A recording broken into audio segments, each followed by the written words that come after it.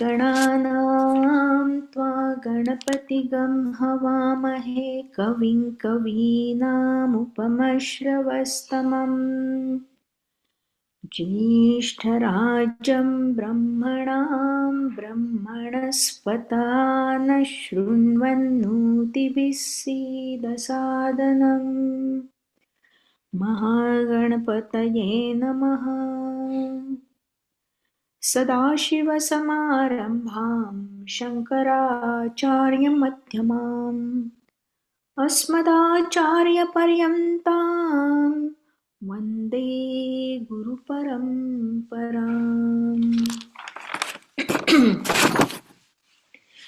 ॐ भद्रं कर्णेभिः शृणुयाम देवाः भद्रं पश्येमाक्षभिर्यजत्राः स्थिरैरङ्गैस्तुष्टुवांसस्तनुभिः व्यशेम देवहितं यदायुः। ॐ स्वस्ति न इन्द्रो वृद्धश्रवाः स्वस्ति नः पूषा विश्ववेदाः स्वस्ति नस्तार्क्ष्यो अरिष्टनेमिः स्वस्ति नो बृहस्पतिर्दधातु। ॐ शान्ति शान्ति शान्तिः।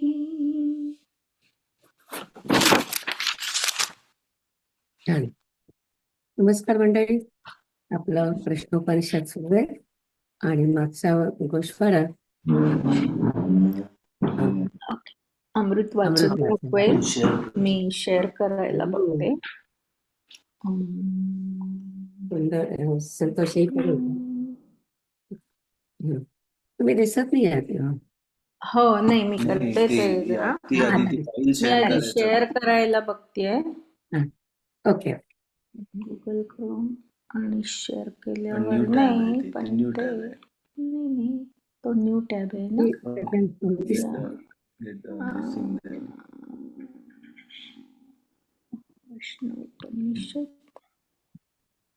दिसतंय का? नाही, गुगल दिसतंय आता. गुगलचा न्यू टॅब दिसतोय. Okay, let's try again. हे ना.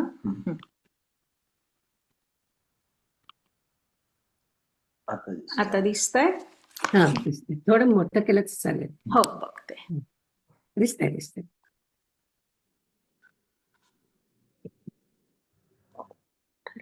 मोठं करायचं. वरती प्लस मायनस आहे ना.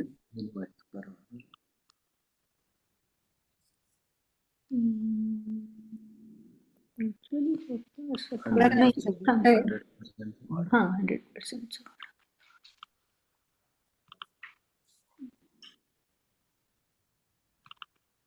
होतच नाहीये क्लिक. नाही होत. असू दे, दिसतंय.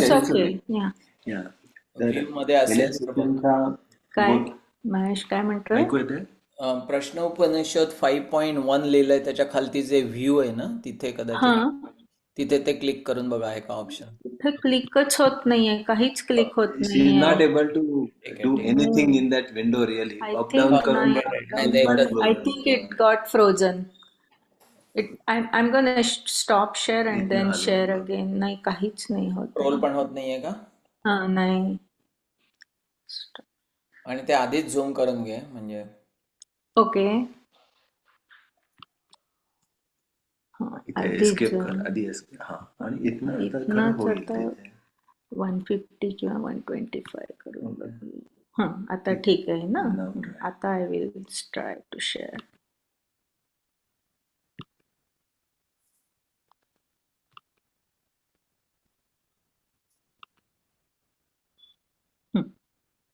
हा, छान आलं, चांगलं आहे, वाचा. खाली होतंय का ते बघितलं म्हणजे ते का होत काय नाही म्हणतात आता कळत नाही मला, वर खाली का नाही होत आहे. मी हे बंद करून बघू नाही, का? त्याच्यावर झूम असं नाही. तरी होत आहे. झूम मध्येच आहे. ओ थांब थांब थांब, झूम मधून करायला लागतं का? नाही, नाही. ह्यातनं कर, क्रोम वर जा, झालं. ओके, आता बघ. हा बर. तर 17 मार्च 2025 प्रश्न उपनिषद 5.1 गोषवारा. संतोष भाऊंनी आधीच्या सेशनची समरी खूप छान सांगितली आणि त्याशिवाय प्रश्न उपनिषदातील पहिल्या 4 प्रश्नांचा आढावा घेतला. ह्यावेळी मुकुंदरावांनी 3 सत्य रिपीट करायला सांगितली होती.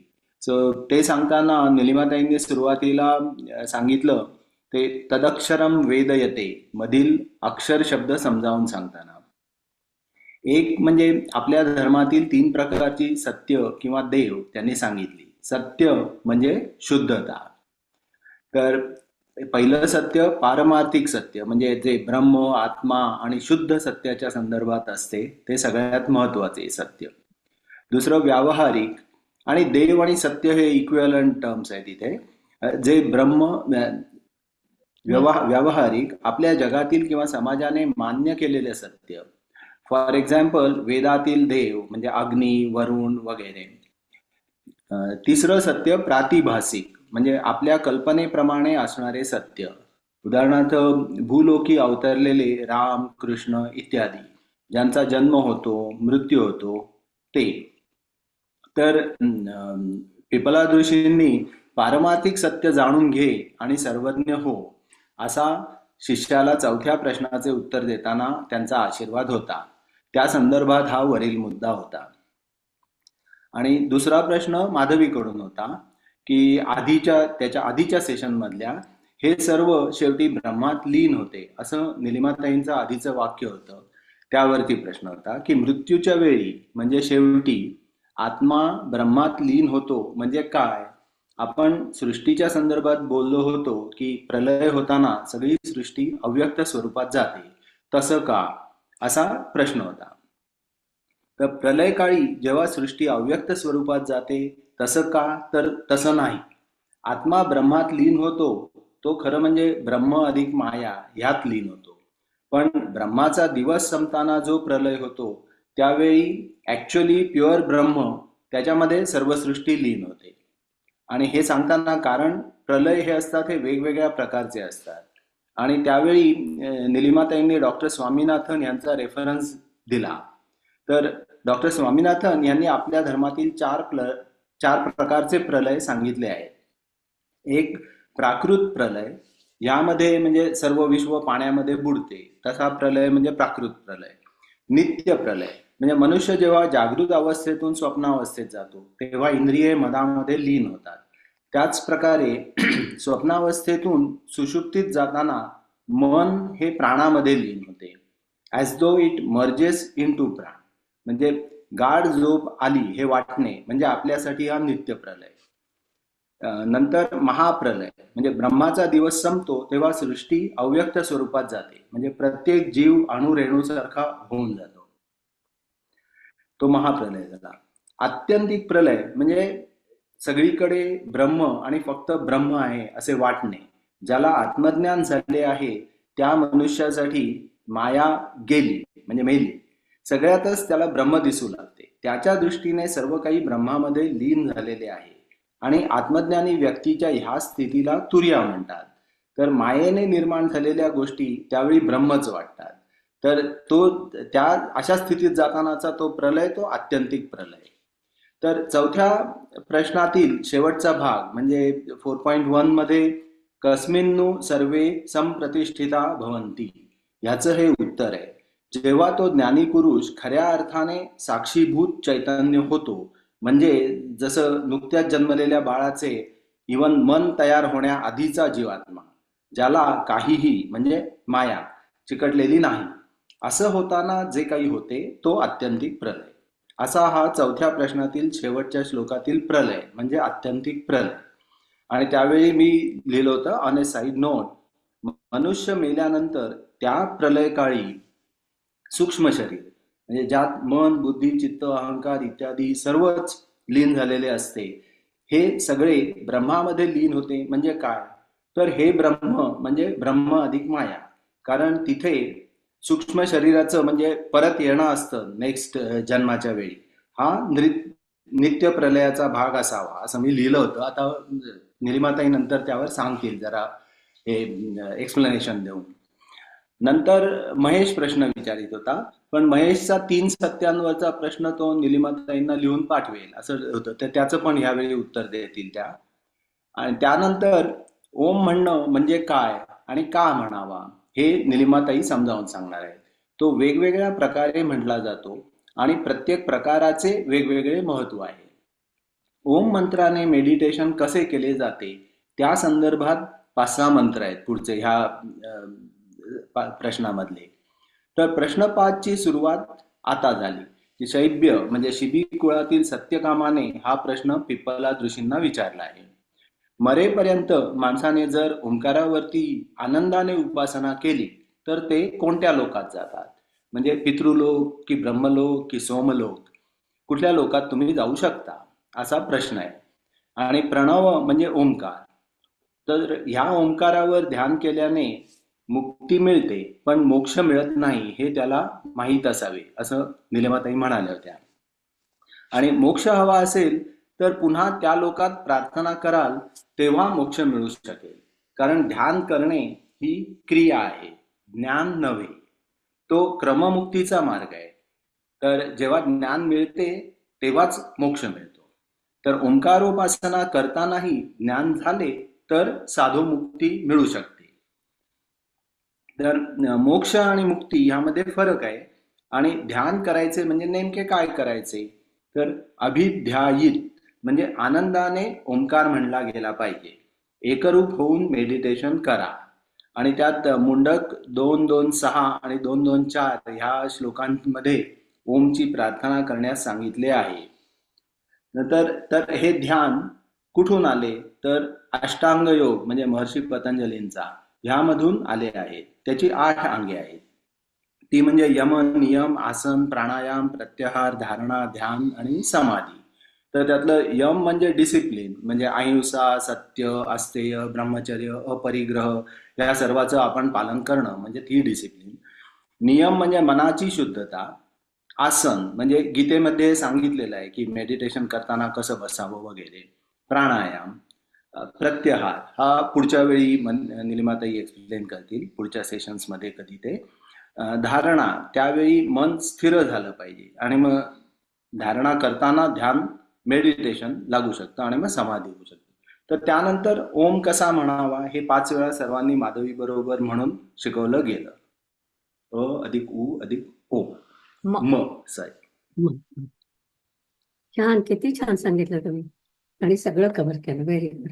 ते साधू मुक्ती जी आहे ना, ते म्हणजे असं आहे की आपण म्हणतो की ओंकारातून आपल्याला मोक्ष मिळतो का, तर नाही मिळत.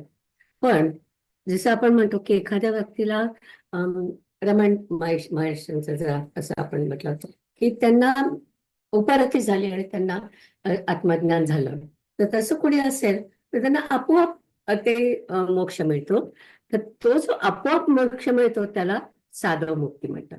आणि ते कोणाला येऊ शकतं, म्हणजे तुम्ही ओंकार म्हणा किंवा नका म्हणू तरी पण होऊ शकतं ना. म्हणून मी ते सांगायचं होतं की फक्त त्यावेळेस जर का त्याला झालं तर ते झालं की म्हणजे त्याला मोक्ष मिळालाय, पण तो ओंकारामुळे नाही मिळाला. त्याला काहीतरी गुरूंची कृपा झाली किंवा परमेश्वराची कृपा झाली म्हणून त्याला झालं. म्हणून त्याला साधो मुक्ती म्हणतात. अर्थातच तेव्हा त्याला आत्मज्ञान झालेलं असतं. पण ते ह्याच्यातून झालेलं नाही. आपण जे म्हणतो की आपल्या ओंकारातून त्याला झालेलं नाही, एवढंच सांगायचं होतं. छान सांगितलं तुम्ही अमृत, सगळं कव्हर केलं. आता आता मला प्रश्नांची उत्तरं द्यायची आहे, तर म्हणून मी आता माझी स्लाइड शेअर करते.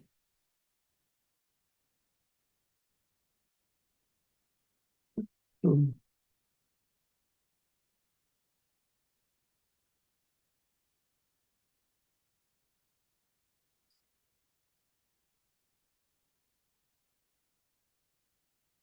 आणि यावेळेस पण माधुरीने मला तसं प्रूफ रिडिंग करून दिलं, तर थँक्यू माधुरी.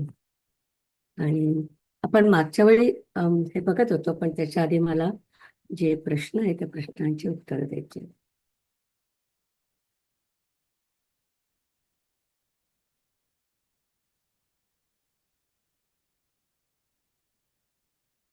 हा, तर पहिला प्रश्न महेशने मला विचारलेला होता की त्याला वाटलं की आपण जे प्रातिभासिक सत्य म्हणतोय, तर तो म्हणतो की याचा अर्थ महाभारत सुद्धा प्रातिभासिक सत्य आहे का? आणि मग असं असेल तर Upanishad is saying it did not happen, असा त्याचा प्रश्न होता. आणखी वॉज इट काल्पनिक, असा त्याचा प्रश्न होता. तर त्याचं उत्तर आधी द्यायचे की आपण जेव्हा हे तीन पाहिले, म्हणजे ते जे तीन गोष्टी आता अंकुरनी अमृतने सांगितल्या, ते सत्य आहेत. म्हणजे आपण त्याच्यामध्ये खोटं असं काही म्हणत नाही. तीन प्रकारचे आपण सत्यच म्हटलंय की जे पहिलं सत्य त्यांनी सांगितलं, आणि त्याच्यानंतर आपण व्यावहारिक सत्य पाहिलं, आणि ते तिसरं जे पाहिलं आपण ते पण सत्यच आहे. त्याला आपण प्रातिभासिक सत्य म्हणतो. प्रातिभासिक कशासाठी म्हणतो की आधी आपण म्हणतो की ब्रह्म आहे ते निर्गुण आहे, हे सगळं म्हणजे आपल्याला ते काही त्याला आकार नाही आहे, काही नाही आहे. पण मग जेव्हा आपल्याला तेच ब्रह्म, जेव्हा आपल्याला असं वाटतं की नाही, मला जसं आपल्याला इथे मला कृष्णाचं जे विश्वरूप आहे ना ते मला आठवलं की अर्जुन म्हणला नाही तुझं विश्वरूप मला पाहिजे. आणि मग विश्वरूप त्याला जेव्हा ते दासोकलं, तेव्हा तो इतका घाबरला होता की तो पाहू शकला नाही. तर कारण आपल्याला काय सवय होती, म्हणजे अर्जुनाला काय सवय होती की कृष्ण त्याच्या बरोबरीचा आहे, त्याच्या बरोबर आहे. आणि ते जे मनुष्याचं रूप होतं देवाचं, ते त्याला जास्त आवडत होतं. आणि या संदर्भामध्ये मी जेव्हा अथर्व शीर्षाबद्दल बोलत होते, तेव्हा मी सांगितलं होतं की अथर्व शीर्षामध्ये पण आपण सुरुवात कशापासून करतो, तो ब्रह्मासी इथपासून आपण सुरुवात करतो. अथर्व शीर्ष बहुतेक तुम्हाला सगळ्यांना माहिती आहे. पण 2-3 म्हणजे 2 कडवी झाली की शेवटचं जे कडवं आहे त्याच्यामध्ये आपण म्हणतो एकदंतम चतुर्हस्तम, असं त्या गणपतीचं आपण वर्णन करतो. का बरं तसं वर्णन करतो? कारण ब्रह्माचं जे रूप आहे, म्हणजे आपण जे विश्वरूप जे असं म्हणतो, अशा प्रकारचं जे रूप आहे ते खूप अवघड आहे पेलायला. आणि त्याच्याबद्दल शंकराचार्यांनी एक खूप छान मंत्र त्याच्यात सांगितलं आहे की जेव्हा आपल्याला जे पूर्ण असं जे ब्रह्माचं रूप आहे ते आपल्याला पेलता येत नाही, त्यांचं शब्द आहे पेलता येत नाही. मी आता आपल्या स्लाइडमध्ये दाखवणार आहे नंतर. तर कारण आपल्याला ते पेलता येत नाही, म्हणून आपण काय करतो की त्याचं एक आपल्याला पेलेल असं आपण रूप बघत असतो. तर त्या रूपाला आपण प्रातिभासिक रूप म्हणतो. आलं लक्षात? की मग आपण गणपतीचं केलंय की त्याचं खूप मोठं डोकं घेतलंय, कारण सगळ्या आपले जे ॲनिमल्स आहेत त्याच्यामध्ये हत्तीचं खूप मोठं ब्रेन असतं असं समजलं जातं. म्हणून हत्तीचं रूप घेऊन आपण ते एकदंतम चतुरहस्तम असं जे गणपतीचं आपण रूप तयार केलंय, तर असे जेव्हा आपण रूप करतो, तर संपूर्ण वेदामध्ये जेव्हा केव्हा आपल्याला देवाचं रूप हवं असतं आणि आपल्याला ब्रह्माचं रूप पेलत नसतं, तर तेव्हा एक मंत्र त्याच्यात घातलेला जातो की ज्याच्यामध्ये तुम्हाला पेलेल अशा प्रकारचं रूप असतं. तर आता मी तुम्हाला जे सांगितलं एकदंतम चतुरहस्तम, असे जे मंत्र असतात प्रत्येक वर्णनांमध्ये, त्याला विग्रह मंत्र असं म्हणतात. विग्रह मंत्र म्हणजे आपल्याला जसं पेलेल अशा प्रकारचं रूप आपण त्या ब्रह्माचं बघतो. पण ब्रह्म तसा आहे का? म्हणजे गणपती खरंच आपला हत्तीच्या तोंडाचा आहे का? नाही, तो तर आपला ब्रह्मासारखाच आहे. तो सगळीकडे पसरलेला आहे. पण आपल्याला सोयीचं जावं म्हणून आपण जे रूप घेतो त्याला आपण प्रातिभासिक रूप म्हणतो. याचा अर्थ काही खोटं आणि काही खरं आहे असं नाही म्हटलंय त्यांनी.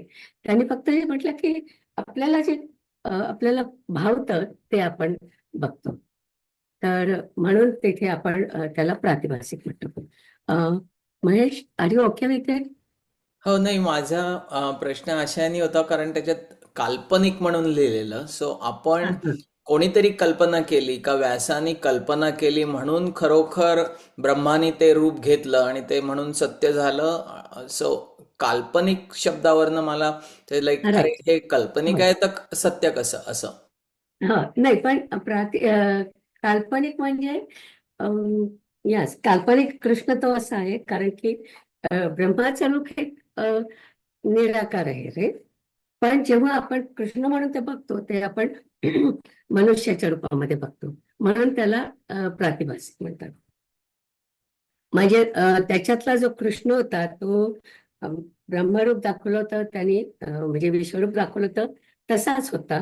पण आपल्या सोयीसाठी आपण तो मनुष्यासारखा बघतो. आपण म्हणजे व्यासांनी ते तसं दाखवलंय आपल्याला.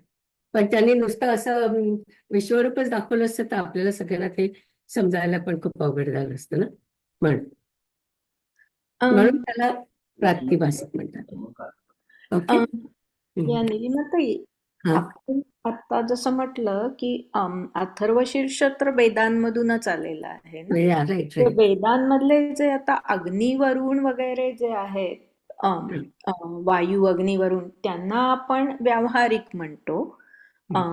परंतु मग अथर्वशीर्षामध्ये एकदंतम चतुर्हस्तम हे जे गणपतीचं रूप आहे मग त्याला आपण काय म्हणणार? ते जे रूप आहे पारमार्थिक म्हणणार किंवा प्रातिभासिक, अम, त्या रूपाला आपण प्रातिभासिक म्हणणार. पण प्रतिभास- ऍक्च्युअल गणपतीचं जे रूप आहे त्वं ब्रह्मासी ते खरं रूप आहे. ओके. आपण आधीच्या 2 कडव्यांमध्ये जे म्हटलं ते सगळं ऍक्च्युअल रूप म्हणजे आहे. मग प्रातिभासिक सुद्धा वेदांमध्ये प्रातिभासिकचा सुद्धा उल्लेख आलेला आहे. असू Other शकतं. than हो, व्यावहारिक म्हणजे. Right right. पण वेदामध्ये प्रातिभासिक असू शकतं. पण मला उदाहरण अशासाठी द्यायचं होतं की म्हणजे आपण जे आता फार मला त्याच्यामध्ये जायचं नाही, पण आपण जे म्हणतो की हिरण्यगर्भामधून जे काय परत बाहेर आले ते सगळे आपण व्यावहारिक म्हणतो. व्यावहारिक म्हणायचं. ओके. पण त्याला समजून घ्यायला आपण त्यांना प्रातिभासिक रूप देतो. ओके. म्हणजे आपणच देतो. म्हणजे कोणीतरी आता म्हटले की ते व्यासानेच दिलं ते रूप, तर असं आपण काहीतरी रूप देतो की ज्याच्यामुळे आपल्याला ते समजू शकतात. तर आता पुन्हा पुढे पण मी थोडस सांगणार आहे. तर आता पुढच्या प्रश्नाकडे जाऊया. अमृतचा हे होतं, त्यांनी असं म्हटलं की मनुष्य मेल्यानंतर त्या प्रलय काळी सूक्ष्म शरीर आपलं जे असतं ते ब्रह्मामध्ये लीन होतं का असं. अमृत, तुम्ही सांगू शकता तुमचा प्रश्न आहे का तिथे? तेच मी साईड नोट वरती की मनुष्य मेल्यानंतर पण प्रलयच होता ना, म्हणजे मरताना ऍक्च्युअली. तर मनुष्य मेल्यानंतर त्या प्रलय काळी सूक्ष्म शरीर ज्यात मन, बुद्धी, चित्त, अहंकार इत्यादी लीन झालेले असते ते सगळं ब्रह्मामध्ये लीन होतं. म्हणजे काय तर ते ब्रह्म म्हणजे ब्रह्म अधिक माया, कारण तिथे सूक्ष्म शरीराचं परत येणं असतं. तर हा नित्य प्रलयाचा भाग असावा. त्या सूक्ष्म शरीराला दरवेळी ह्या स्थितीच्या चेंज मध्ये तो त्या प्रलयातनं जाणार. ते खूप छान सांगितलं तुम्ही. आणि हा तुमचा विचार असं वाटत, असं मी लिहिलं त्यावेळी. हा, नाही, पण तुमचा हा विचार खूपच चांगला आहे. म्हणजे तुम्ही आपण जे शिकवलं त्याच्या पलीकडे जाऊन तुम्ही विचार केला आणि ते खरं आहे की जेव्हा एखादी व्यक्ती मरते तर आपण म्हणतो ती व्यक्ती मेली, त्याच्या नातेवाईकाला आणि त्याच्या मित्रांना वाटतं की सगळं संपलं. पण आपल्या जर का आपण आपली थिअरी पाहिली तर त्याच्यामध्ये असं होत नाही ना, ती लाईफ तर ती कंटिन्यू होते. की आपण म्हणतो जगाचं जे रहाटकडकं असतं ते आता हे सूक्ष्म शरीर एकतर कुठल्या तरी लोकात जाईल किंवा दुसरा जन्म घेईल, राईट. म्हणजे त्याचं ते सगळं रहाटदाडकं सुरूच असतं. पण या व्यक्तीच्या दृष्टीने जर आपण पाहिलं किंवा तिचे जे मित्र असतात किंवा तिचे नातेवाईक असतात, त्या सगळ्यांना वाटतं की अरे संपलं, या व्यक्तीचं सगळं संपलं. म्हणजे त्या व्यक्तीच्या दृष्टीने जर आपण म्हटलं तर तो नित्यप्रलय आहे. आणि तुम्ही जे म्हटलं ते अगदी बरोबर आहे. आणि खूप त्याच्यामागे सखोल विचार आहे असं मला वाटतं. तर थँक्यू. आणि तुम्ही म्हणतात ते अगदी खरं की त्या व्यक्तीपुरतं संपलं सगळं.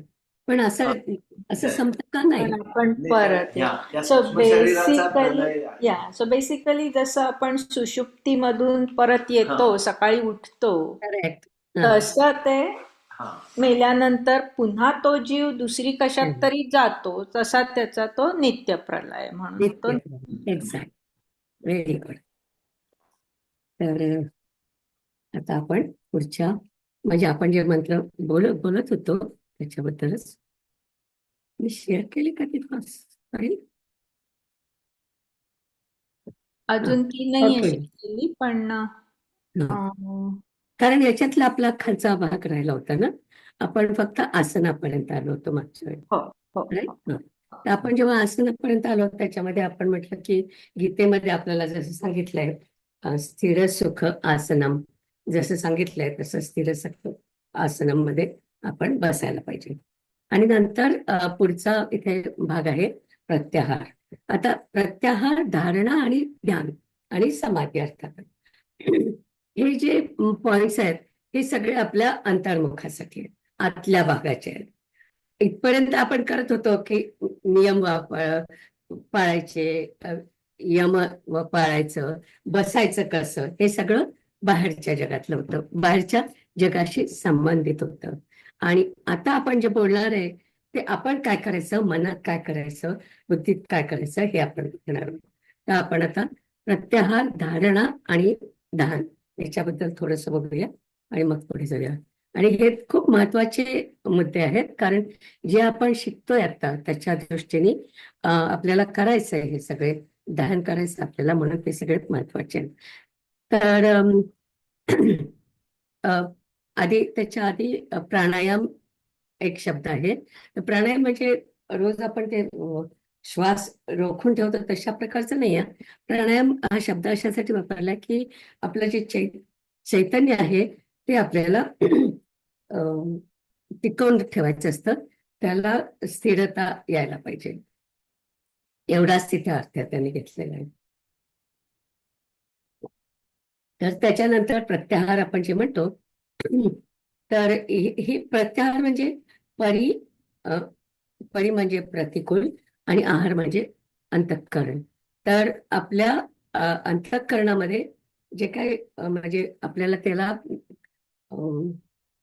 काय करायचं आहे, त्याला आपल्याला शिस्त लावायची आहे. तर आपल्याला जे वाटतं की अ, डोक्यामध्ये काय वेगवेगळे विचार असतात, आपल्या भावना असतात, हे सगळं आपल्याला बाजूला ठेवायचं असतं. आणखी कुठेतरी आपल्याला लक्ष केंद्रित करायचं असतं. आता जे अद्वैती असतात किंवा योगी लोक असतात ते आपण काय करतो की मला जर का हे करायचं असेल, कॉन्सन्ट्रेट करायचं असेल, तर माझा देव म्हणजे शिवभक्त म्हणून मी शिवाची प्रतिमा माझ्या डोळ्यापुढे आणते.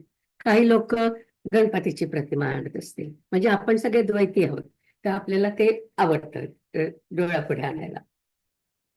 पण जे लोक योगी असतात ते नाकाच्या टोकावरती लक्ष केंद्रित करतात आणि तिथेच त्यांचा विचार सगळा कॉन्सन्ट्रेट झाला असतो.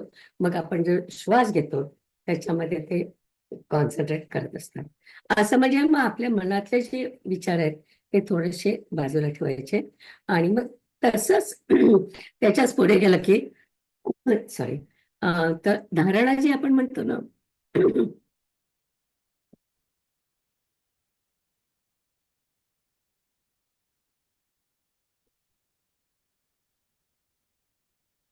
सॉरी, आज मी आश्रमात गेले होते आणि जवळजवळ 1.5 तास मंत्र म्हणत होते, त्यामुळे माझा आज आवाज गेलेला आहे. तर एवढी सवय नाहीये मला ती बोलण्याची. एनिवे, तर धारणा म्हणजे आपलं मन जे आहे ते स्थिर करायचं असतं, त्याला धारणा म्हणतात.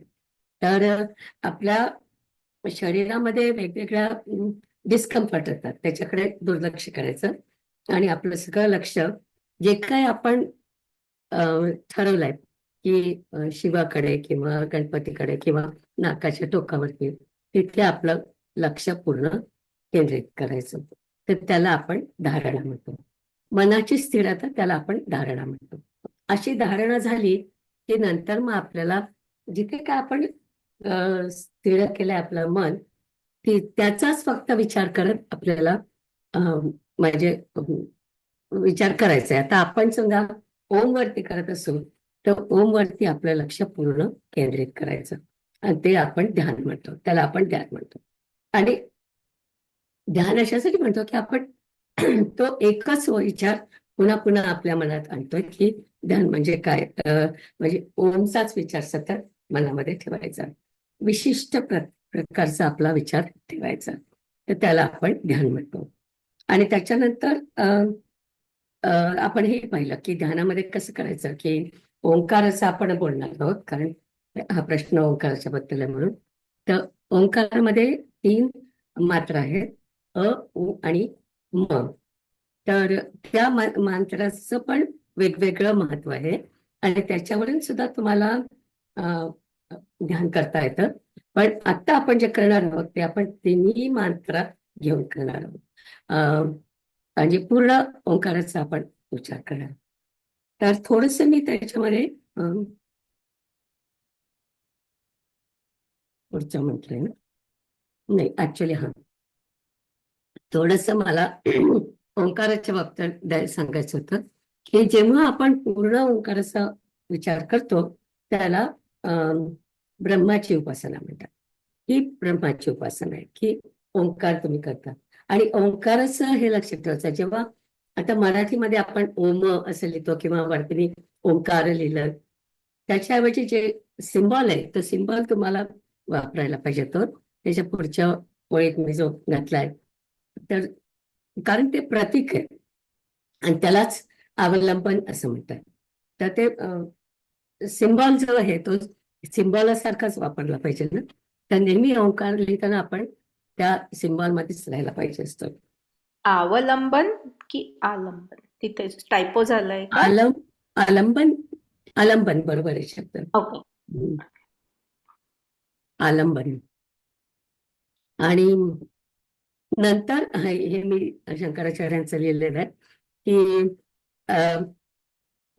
शंकराचार्य खालची ओळीची लिहिली आहे मी की ब्रह्म ही कल्पना आपल्या इंद्रियांना पेलू शकत नाही आणि म्हणून आपण त्याचं कुठेतरी रूप व्हायचा प्रयत्न करत असतो.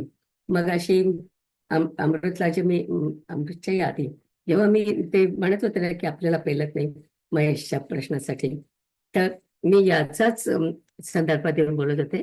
तर त्याच्यासाठी त्यांनी शब्द इथे वापरलाय, शब्दादय म्हणजे शब्दादी, उपलक्षणाम, अनार्ह म्हणजे शब्दात वर्णन करता येणार नाही, शब्दात वर्णन करण्यास अशक्य आहे असा त्यांनी तो शब्द वापरलाय.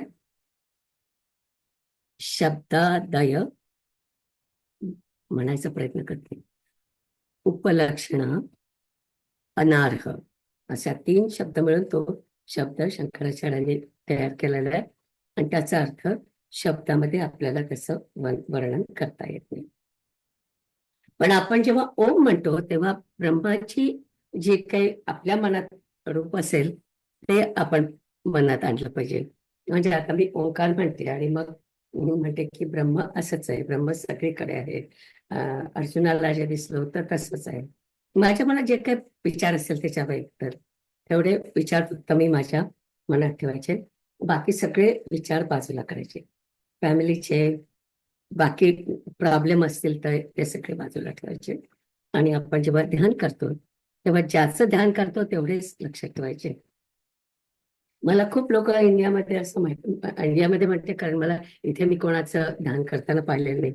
असं उन्नश्य उन्नश्य उन्नश्य, अगं ते सकाळ बघ तिकडे काय आहे का, अगं ते दूध ओतू जाते का ते बघ. सगळं लक्ष त्या दुधामध्ये आणि साखरेमध्ये असतं. तसं नाही करायचं आपल्याला. आपल्याला सगळं लक्ष इथे आपल्याला कॉन्सन्ट्रेट करायचं. आणखीन पुढचं पण मी सांगते की पुढचं मी ओंकाराच्या बद्दल लिहिलंय ते आपल्या पुढच्या श्लोकामध्ये आलेलं आहे. पण आता आपण ओंकाराच्या बद्दल बोलतोय म्हणून मी ते पण सांगते. तर मी जसं म्हटलं की 3 त्याच्यामध्ये भाग आहेत, अ, उ आणि म. तर त्याचा वेगळा वेगळा अर्थ पण आहे. अ जो आहे तो ऋग्वेदाचं प्रतीक आहे. उ आहे तो यजुर्वेदाचं प्रतीक आहे. आणि म म्हणजे पूर्ण ब्रह्माचं प्रतीक आहे. त्याला अंतर्यामी म्हणतात किंवा ईश्वर आपण ज्याला म्हणतो. असं पूर्ण जे रूप आहे देवाचं तसं आपण म्हणतो. त्याला आणखीन एक अर्थ त्यांनी दिला आहे आणि हे मांडुक्य उपनिषदामध्ये आहे की अ म्हणजे विराट रूप. विराट म्हणजे आपण जे म्हणतो की स्थूल प्रपंच. नंतर उ म्हणजे हिरण्यगर्भ. हिरण्यगर्भ म्हणजे तुम्हाला माहिती आहे की सूक्ष्म प्रपंच जो असतो तो. आणि मग म म्हणजे अंतर्यामी म्हणजे पूर्णच ब्रह्माचं रूप असं ते समजलं जातं. तर मग काय होतं की समजा जर का तुम्ही अवरतीच ध्यान करायचं ठरवलं तर तेव्हा तुम्ही तिन्ही शब्द म्हणता पण जेव्हा जास्त लांब म्हणायचा आणि अ, तो लांब करायचा आणि मग उ आणि म असे 2-3 घ्यायचे. पण पहिला शब्द लांब करून म्हणायचा. तर ते अच काय म्हणतात पुढे आहे शब्द हा प्रधान अप्रधान उपासना असं त्याला म्हणतात. नंतर ऊच आपल्याला मात्र करता येत नाही म्हणून अ आणि उ मिळून ओ जो होतो त्याला द्विप्रधान उपासना असं म्हणतात. म्हणजे एकतर आपण नुसत्या लांबवून म्हणू शकतो किंवा दुसरं जे म्हणायचं तर ओ ओ जास्त लांब करायचा. तर त्याला द्विप्रधान उपासना म्हणतात. आणि मग शेवटी आपण नेहमी म्हणतो तसं ओ म्हणायचा आणि मग म पण म्हणायचा. आणि तो या सगळ्यामध्ये आपल्याला स्पंदन आली पाहिजे. म्हणजे आपण म्हटलं की माधवी म्हणते ना ती सगळ्यात खूप चांगल्या पद्धतीने म्हणते. तर तसं म्हणायला पाहिजे की आपण म्हणताना सुद्धा आपल्याला घशात कळलं पाहिजे की ओ म्हणताना आपल्याच्या व्हायब्रेशन्स येतात, म म्हणताना. आणि मग म्हणायलाच पाहिजे कारण आपण तिन्हीचं मिळून ध्यान करणार आहोत. तर मला वाटलं की हे मुद्दे पुढच्या मंत्रासाठी आहेत, पण एकत्र होतं म्हणून मी ते आता केले. तर आता आपण पुढचा मंत्र बघूया होपफुली. तर माधवी म्हणून दाखवणार आहे.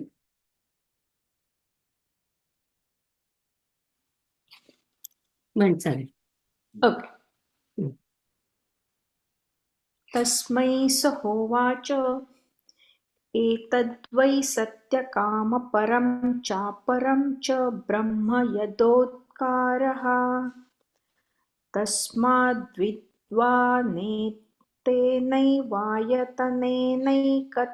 तस्माद्विद्वानेतेनैवायतनेनैकतरमन्वेति. एकतरम अन्वेती असं. तर शब्दार्थ सांगते आणि मग अर्थ सांगते लगेच. सह म्हणजे ते विफलादर्शी. तस्मै ह म्हणजे त्याला म्हणजे ज्याने प्रश्न विचारला होता त्याला उवाच म्हणाले. कोणी प्रश्न विचारला होता? सत्यकामाने. तर म्हणून पुढे म्हटलं सत्यकाम एतत् वै म्हणजे ब्रह्म तत् परम च अपरम च. म्हणजे आत्ता आपण जे ओंकार पूर्ण म्हणतो त्याच्यामध्ये परारूप पण आहे, अपरावत रूप पण आहे. हे दोन्ही आपण मुंडकोपनिषदात पाहिलं होतं ना, पर आणि अपर. तर ते दोन्ही रूप त्या पूर्ण ओंकारामध्ये आहेत. आणि म्हणून त्यांनी पुढे म्हटलंय ओंकार ओंकार ब्रह्म तस्मात. म्हणून विद्वान म्हणतात काय म्हणतात की एतेन आयतनेन म्हणजे एकतरम म्हणजे एकाच नंतर एक आपण असं दोन्ही प्रकारांनी आपल्याला ते म्हणता येतं. मग त्याचा अर्थ असा आहे की पिप्पलाद ऋषी म्हणाले की हे सत्यकामा ओंकार रूप ब्रह्म पर आणि अपर म्हणजे निर्गुण ब्रह्म आणि सगुण ब्रह्म अशा दोन्ही प्रकारचं आहे या मंत्रामध्ये. म्हणजे या अम, आपण जे सिम्बॉल म्हटलं होतं त्या सिम्बॉलमध्ये. म्हणून त्याच्या ध्यान करणाऱ्याला मनुष्याला दोन पैकी एका तरी प्रकारचं लोक मिळू शकतात. आता लोक कोणते मिळू शकतात तर मी म्हटलं तसं अचं जर का तुम्ही केलं तर अचं हे रूप आहे हे ऋग्वेदाचं रूप आहे आणि ऋग्वेदाचं रूप आहे म्हणून असं म्हटलं म्हणजे पुढच्या मंत्रामध्ये आहे की जेव्हा तुम्ही अवरती करता ध्यान तेव्हा ऋग्वेदातले लोक तुम्हाला स्वर्गात घेऊन जातात. म्हणजे तेव्हापासून कुठला लोक तुम्हाला मिळतो तर स्वर्ग रूप मिळतो. आणि नंतर द्वीप मात्रा जे आहे मला तुम्हाला मग कशी सांगितलं तसं ते यांनी जे 3 वाक्य सांगितली तेच मी आता सांगणार आहे. हम्म. ते- आणि द्वीप मात्रा जे आहेत त्याच्यामध्ये तुम्हाला मनुष्य जन्म पुन्हा मिळतो आणि मग उम जे आपण म्हटलं त्याच्यामध्ये तुम्हाला ब्रह्मलोकापर्यंत जाता येतं. असं या पूर्ण प्रश्नाचा सार या 3 वाक्यांमध्ये आहे. पण त्याचे डिटेल्स आपण बघणार आहोत आणि कसं म्हणायचं ते पण महत्वाचं आहे ना. नुसतं असं तुम्हाला सांगून मध्ये तुम्ही स्वर्गात जाल असं म्हणून कसं सांगणार. What you have to do ते पण आपल्याला सांगावं लागतं ना. म्हणून आपण जास्त याच्यावरती वेळ घालतो. तर याच्यानंतर असं पण म्हणतात का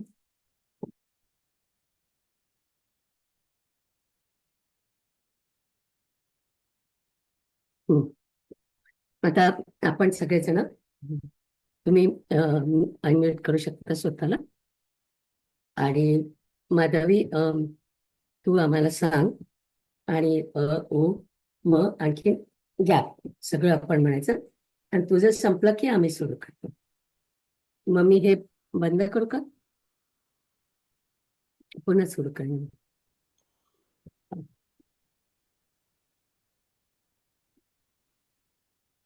5 वेळा म्हणायचं आहे का पुन्हा?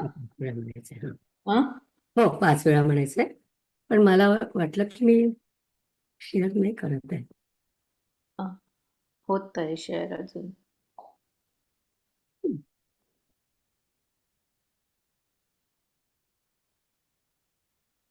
बरं असू दे आपण तरी पण म्हणूया. Oh.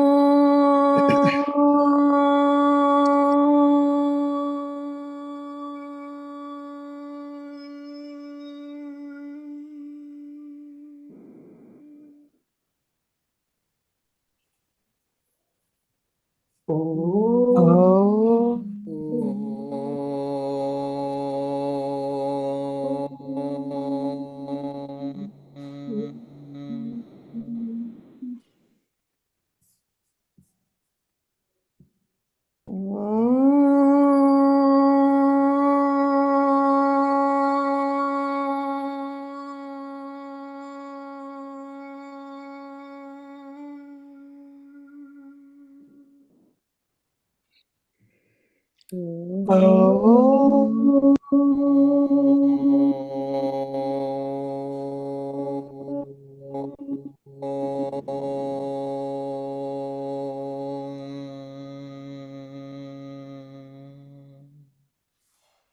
Oh.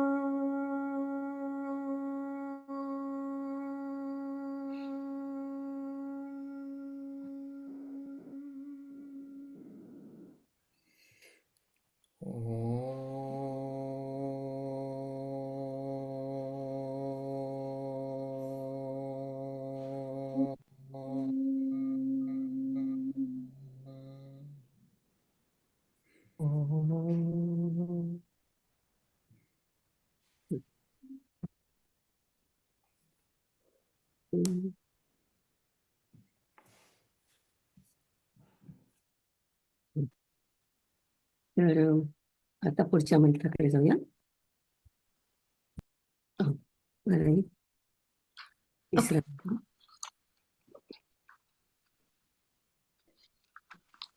स यद्येकमात्रमभिध्यायीत स तेन एव संवेदितस्तूर्णमेव जगत्यामभिसम्पद्यते तं ऋचो मनुष्यलोकम् उपनयन्ते स तत्र तपसा ब्रह्मचर्येण श्रद्धया संपन्नो महिमानम् अनुभवति. आता याच्यामध्ये हे म्हणता येतं की सह यदि एकमात्र, म्हणजे जर एकाच मात्रेचं पहिलीच मात्रा जी आहे त्याच्यावरती ध्यान करायचं असेल तर त्याच्याबद्दल ते सांगतात की आधी धायती, म्हणजे मागच्या वेळी म्हटलं होतं की हा शब्द खूप सुंदर आहे.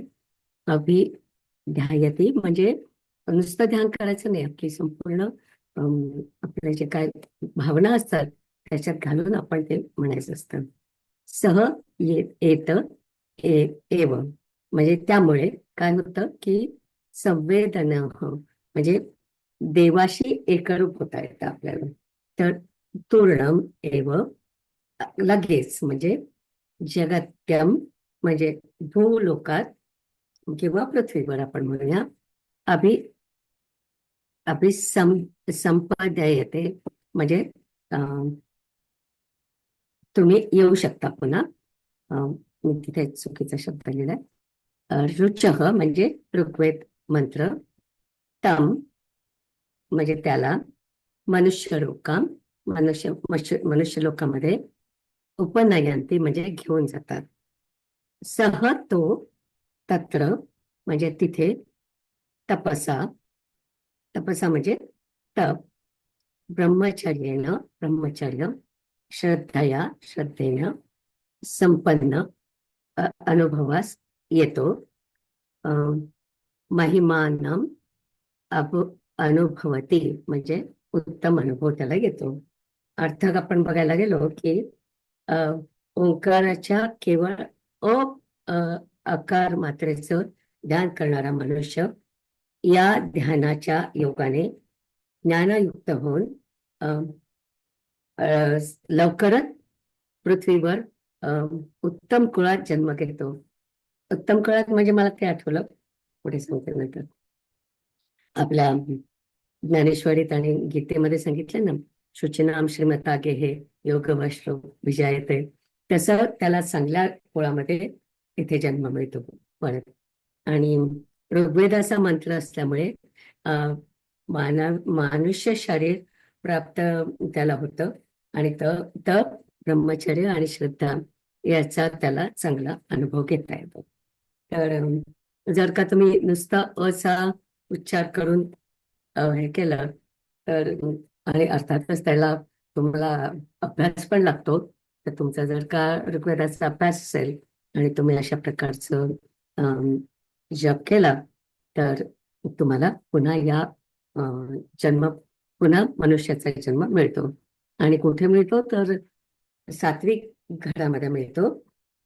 आणि जे संपन्न कुटुंब आहे तिथे तुम्हाला जन्म मिळतो. आणि त्यांच्या अशा व्यक्तीच्या घरामध्ये शांती पण असते असं त्यांनी म्हटलं आहे. तर मुख्य संदेश इथे आहे की एकमात्र असा जरी जप केला तरी पण त्यांना साधकाला काय मिळू शकतं असं त्याचं उत्तर आहे. तर फक्त अवर कसा जप करता येईल, तर तुम्हाला म्हटलं तसं ओम पूर्ण म्हणायचंय, पण जास्त लांब करून म्हणायचंय. अ आणि मग ऊ आणि म असं म्हणायचंय. तर अ, भर आपल्याला वरती द्यायचं आहे. आणि आता हे जे आहे किंवा ऊ वरचं त्याला आपण अपराब्रह्म म्हणतो. कारण हे आपण अपरांपरा खूप वेळा बोललेलो आहोत, पण हा अपराब्रह्माचा आहे. आणि हे जे आहे हा ऋग्वेदाचं प्रतीक आहे. आणि म्हणून ऋग्वेदातले देव जे आहेत ते तुम्हाला पुन्हा मनुष्य जन्म घ्यायला मदत करतात. आणि म्हणून ही पण उपासना काही योगी करतात.